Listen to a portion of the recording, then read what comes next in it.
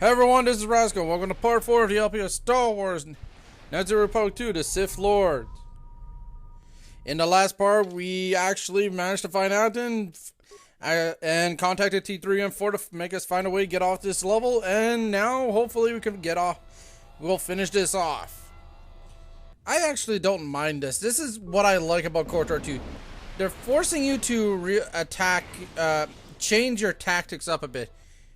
You're actually forced to use other characters in these situations, which is nice. Now, this isn't the only time we're going to control T3 and 4. Also, those enemies, the reason they were red, they have a shield generator. Just like in KotOR 1, certain allies or enemies can wear these shield generators. These protect you against certain types of attacks, and will protect you as long as they last, and protect you against those types if need be. The most common one is just a basic shield, which can protect you. Oh, it's dead. Oh well.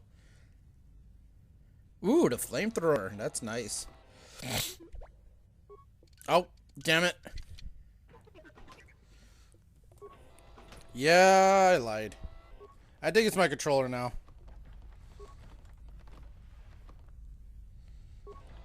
Ooh, components in a med pack. Okay, that's nice. What's fun is that anything you collect as T3 and 4 or as the Exile, your character, you actually keep and move on with that. It goes back to the other character. So anything you find stays within your items, per se. Yay, I'm missing. I got the repair part. Now I can, you know.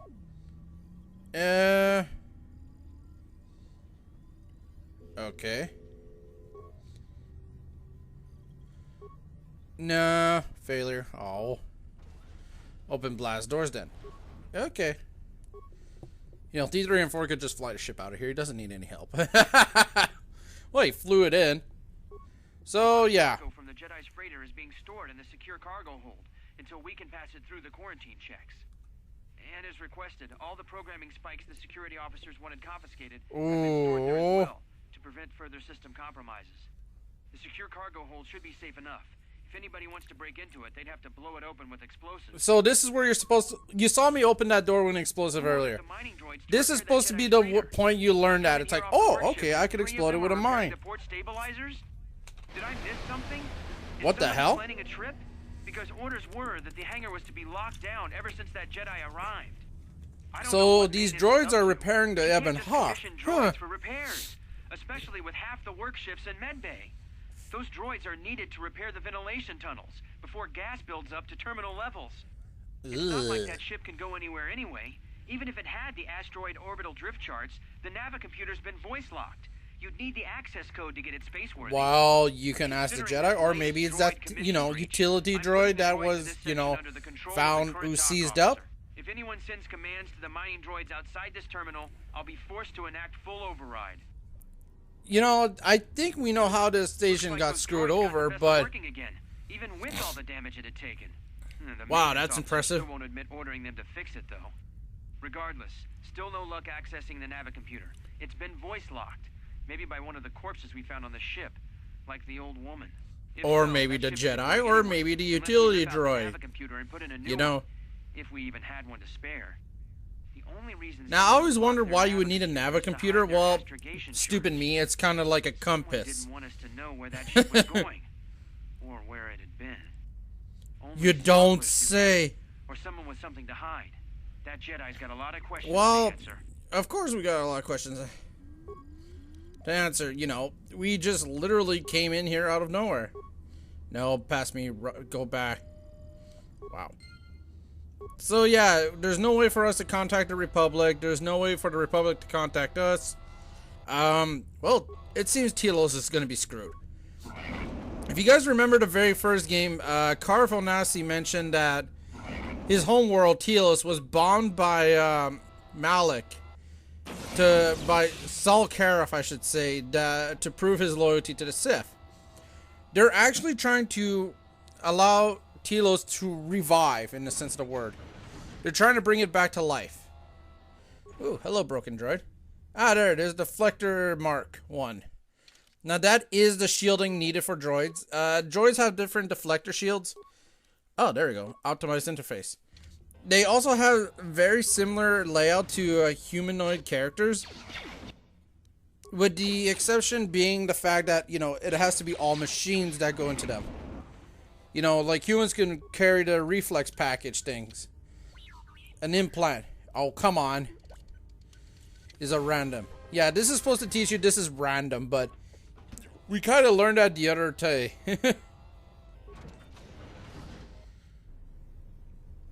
Yeah, it's like any, what I like about KotOR 2 or any RPG like this, it's based off the, well, we can't open this anyway, so it doesn't matter. No, past me, you can't open it. Ooh. Oh, we can't even go that way. I'm sure we'll be revisiting this area later. So. Yeah. That place looks very suspicious. Anyways. Use this control panel. No. Systems log. Okay. Emergency schematics. Open a hatch to progress. Yay! Log out. And, oh, what is this? Well, the game, all these games are technically based off similar to Dungeons and Dragons. You gotta roll D20 in order to see if you succeed at picking the lock or something. So, what just happened there? How long have you been a Jedi? Must be tough, you know. Since childhood. Family, no husband. You know. Nah. Hey, I wasn't trying to. Bullshit, Athen. We all saw where you were actually looking. Hey, what do you know? A little cargo cylinder. Now, how he's supposed to know about this is that he's supposed to be. You're supposed to say at one point, "Look, hold on that, and I'll contact you." You talk to Athen, you get some ideas, and then you tell him to do all this. Since you already know what to do, I already know what to do. I'm just showing off the quick and easy way. You'd be an idiot to go down there. Well, maybe, but it's the only way, and I better risk my life than yours. Besides, some better save our skins. Brave or really all right, I'll try to monitor. I am both. Be careful. The only thing moving down there is likely to be mining droids, so don't be playing. No, you don't say. Not that I care what happens to you. I just don't want to be trying to get rocked by myself. As we get through the game, I'll explain a lot more what's wrong and what's right with this game. I may be able to guide you. Okay, I'll say this right now. This game is technically complete. It is playable. Now, like I said, it is playable. Here's the thing. According to many employees of Obsidian, this game is not complete. Now, what the hell does that mean? Even I was confused at first when they meant what they meant by that. Oh, now we gotta rescue T3 and 4. Anyways, the game is complete. It is playable as I am doing now, but technically the game is incomplete, as in all the story elements are not there. There is much more in these games that was cut out due to LucasArts knowing how much the first one sold. They wanted to get this out there as quickly as possible to make more money. And it pisses me off to no end. Oh. So it pisses me off to no end because you purposely yes, I noticed that as well. It may be that our they purposely did this in order to get more money, and it pisses people off because you're reducing the ability to get a better experience from the game. Without speaking, perhaps this effect will pass with time. Okay. And what if it doesn't pass? Say to each other lest it prove distracting. Okay. Alright, then I'll be back. You know, she's supposed to tell you a few things. She's supposed to be your mentor. So, I wish they would have completed this game. I know a lot of I shouldn't say hackers. Let me rephrase this as best as I can. I know a lot of people that have the PC version who have modded the game to unlock this stuff, to actually recreate it. And parts that later on, I'll mention parts that were originally cut out. What? Yeah, wait, yeah, a minute there.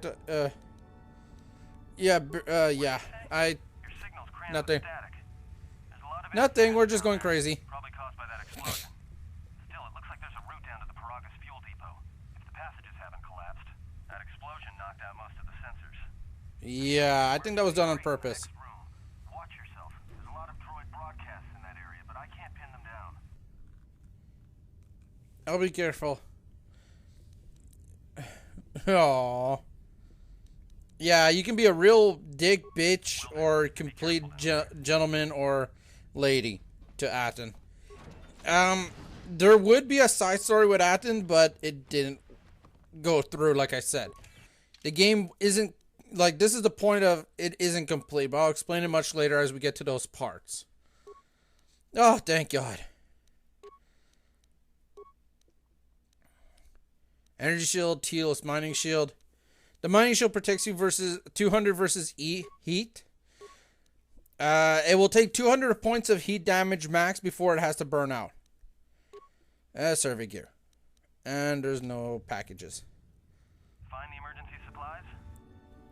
Yeah, looks like some clothes in here. I Oh, God. You running around half naked. It's distracting. I mean, for the droids. Oh, God, you suck at this, Atten. How long have you been in that cage? The miners wear them when staking claims on the asteroids. The survey gear is designed to spot and protect you against sonic mines, and the safety harness can be helpful if you try to disarm them. Yeah. There's some kind of energy shield. Energy shield, except it's designed to protect the miners against lasers and heat. So yeah, this is what it does. I think it takes 200 points of heat and laser damage combined, or one of the other, and then it burns out. Then you gotta reuse it. Most shields have a max charge of 3, a minimum of 3, I should say, and the highest I think I've ever seen is 5 or 6. It's been a while. Just one more thing. I've narrowed down some of the ID signals, and if the numbers are right, you're sharing those tunnels with a battalion of mining droids. Yeah, no surprise there. Well, these aren't construction models. They shoot like a moisture farmer militia. Since they rely on ranged weapons, get in close with a melee weapon and start bashing them. Yeah, this is where you learn that melee weapons against people who use rifles at a close range have a better chance. They're not shielded, that is. Shielded? Yeah, it's possible some of the droid models Oh. have mining shields on. If so, the shields may absorb laser fire. You can usually tell when a shield is active. It'll make an electrical field around the target. So yeah, that's what I was explaining earlier with those other droids. They had a shield on. With a melee weapon or try to burn out the shield with continual fire. But that could take a while, and it leaves you a target. Yeah. So the best thing you could do is just burn out the shield. There's gotta be some central controller down there. See if you can find a terminal by the main access shaft. That'd be governing intelligence. So yeah, that's pretty much the basic of how to fight these droids. Get in close, slash them like crazy, but there is also one other droid down here. I think we see it, but I'm not too sure. Oh, excuse me. So yeah, good thing is always to save multiple times. You kind of get paranoid with, especially when you're recording games or games like this. Especially the long games, it's like you just finished recording a part and you screwed up. Oh, god damn it. Yes, we went through the prologue, Atten. We know how to disarm mines. Thank you very much. So yeah, you can do that, but ignore that fact for now. In fact, any mine you can disarm or buy enough. I'd say about 20 to 30 if you can find and buy that many. You're gonna see a reason later on. I doubt me. They just try to kill the miners. How the hell does that work? Well, technically, we can't do that, but there are other characters. Now, one thing you could do to stop a mine is actually use stun droid. Yeah. You can actually do that to disarm a mine. It uses your force power. Are you fucking kidding me? Go back. Forget your adrenaline and use the safety harness. Now I got a +4 to this. right? And yes, good. Okay. Components, parts. Parts are useful to make repairs on certain items. Yeah, I'm trying to remember which way's plot and which way's a dead end. Dead end. It's been a while since I played this game also. I'm going mostly off memory. Now this damaged mining droid, you can reactivate it and use it on your side, but that's actually dangerous, especially if you don't have a lot of parts like I do. Now, depending on the class you're playing, like I'm playing a Jedi Guardian, my force powers do little to no damage. Oh, how the hell did that miss? But it still manages to do a good amount of damage.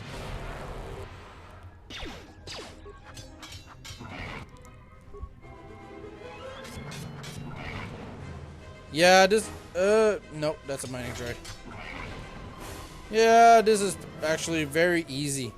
But the annoying thing is, gets later as we get into one of the more annoying droids. Always pick up the remains. Always. You never know what you can find. Usually in Paragus, it's a set things you find. In the prologue and Paragus are usually set items you find. A shielding mask. Holy shit. Wow, I got that pretty early. There are certain items this game creates a two things.